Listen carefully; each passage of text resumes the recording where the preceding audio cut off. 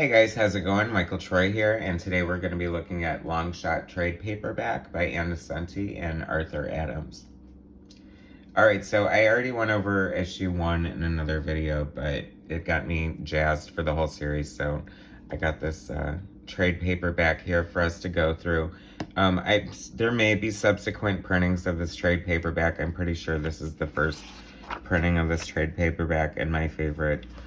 Anyway, it has this great art here. I have to show you this art on the back of these great, like, you know, late 90s or late 80s, like, illustrations of Art Adams. I just really love the way that he draws any character in Mojo and Spiral, his characters that were created here in Longshot. And this is the miniseries that introduced the world to Art Adams. And we all know Longshot by now, our favorite blonde little guy. It's funny because I think Rob Liefeld has a big Art Adams influence, and you really see it there in that design. Great logo. I don't know who designed the logo, but I really love it. Great color scheme, the pink and the gray. Very 80s, very Cherry 7-Up commercial, remember that? Isn't it cool in pink? Oh my god, I'm dating myself horribly. So Ann Nocenti is the writer, Arthur Adams is the penciler, Will Porteo, he would go on to X-Men greatness, started out as an inker. He's a fantastic penciler, I love his art. Joe Rosen lettering, and Christy Scheel as colorist. So there's a little introduction by Ann Nocenti. I think that Longshot and then his little female counterpart or co-story person, co-star, is that reminds me of Mannequin from the 80s with Kim Cattrall and Andrew McCarthy. You know, I think they missed a huge opportunity not to do a Weekend at Mannequins, like a Weekend at Bernie's mannequin crossover, and you've got a dead body and a mannequin. What more fun do you need for a wild party weekend, right? Well, that was probably messed up, eh? So many, look at all this energy and action and detail, and just, I love the way Art Adams just draws characters and action, and such a great, I mean, it's hard to believe that this is like his first comic book gig. It is crumb tight, let me tell you. There's Spiral looking all badass with her extra arms and all that stuff. It's so funny too, because I love how that, you know, it's like thought like that goes into either a designer or a writer or whatever. The forethought to give her like a bionic arm, like she lost one of her 4 or 6 or however the hell many arms she has, like that she would need to replace one with a bionic arm. But hey, you live on Mojo World, that's how you roll. They have the body shop. I'm pretty sure this is based on Ann Nocenti. She's a dark-haired lady who looks like that. And hey, you know, you're gonna do your first big mega mini-series for a major comic book publication. Why not go meta as hell, right? Why not just throw yourself in?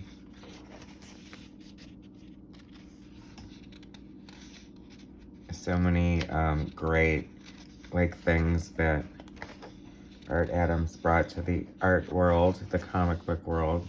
So many staples, just so many things people follow. And it's funny because he was heavily influenced by Michael Golden, and you can totally see that as well.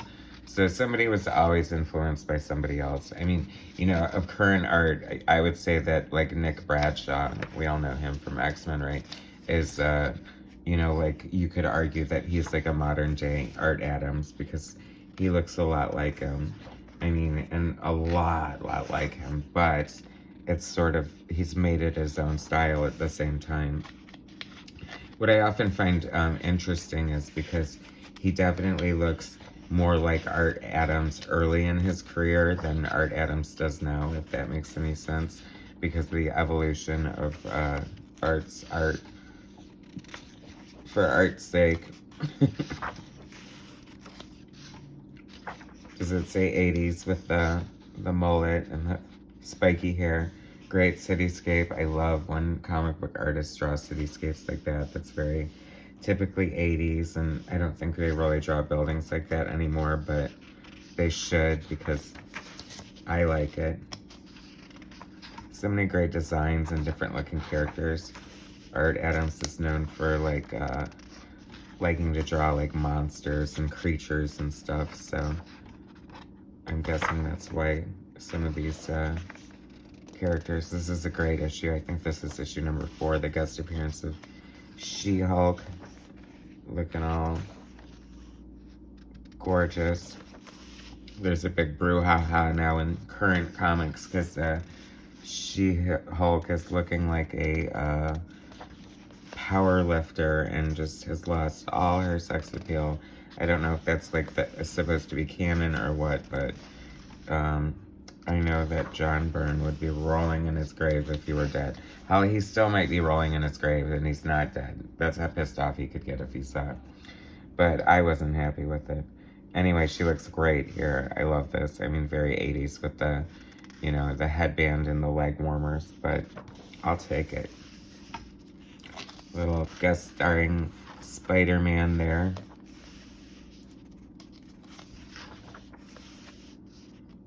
Good. It's been so long since I've read this. I honestly have no idea what the story's about. But as you can see, it would definitely be worth reading for art alone. I'm a person definitely who is sort of an art forward when it comes to comic books. I mean, there's such a visual medium. I'm not saying like it has to be like mind-bogglingly good, but you know, it has to be good. I mean, it has to appeal to you. There are certain times, you know, like reading Chris Claremont's X-Men, you know, no matter who drew it, what the fill-in artist was, or what crappy artist took over, I'd have to read it begrudgingly. You know, you'd always want better art. But we do with what we have. Doctor Strange. Doctor Strange feels like he always gets the short end of the stick. Like, he's such a cool character, and I don't know, anytime he tries to get his own series, it doesn't seem to go very well. But, you know, not every character can carry a whole book.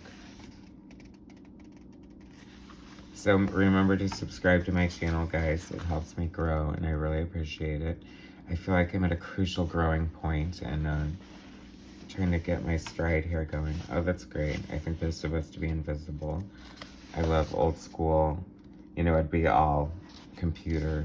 They would probably just do a transparency with the coloring now. Not that it's not great that we can't do all that we can do with digital coloring and all that jazz, but I'm just a sort of traditionalist, and I love inks on boards and just traditional comic book art.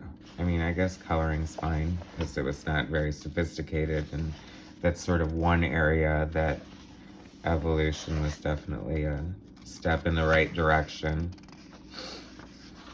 I love Doctor Strange's 70s porn stash. Looking all super fly.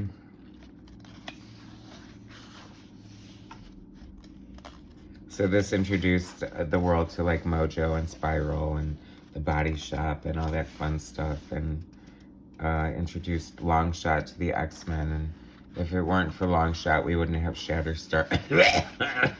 But oh well, you know, hey, at least we have LONGSHOT. And this came out as a 6-issue miniseries. I want to say the first and the final issue were double issues, so that's a heavy workload for somebody on their first gig. And then he would go on to do like the New Mutants Special Edition, which was like 60 to 80 pages. And then he did like X-Men Annual 9, which was another like 60 pages. So, and then he got this reputation for being slow after putting out like instantly putting out like 400 pages within the first, 2 years of his career. I mean, that's an exaggeration. I should look into how many it really is, but still, it's freaking impressive. I'm telling you that. This is big, like, 80s sci-fi movie ending with them disappearing into the whateverness. And I always love this page here. I remember when getting this off the newsstand, I was so excited the day it came out. And just such a beautiful shot there. It looks like Art probably inked that because it looks tight. And I love his art when he inks himself. And that's the Longshot mini-series. I thought I'd give a look through the whole shebang since we looked through number 1. But anyway, so remember to hit subscribe, like, share, whatever. And I will bring you some more content soon. Thanks, guys. Talk to you later. Bye.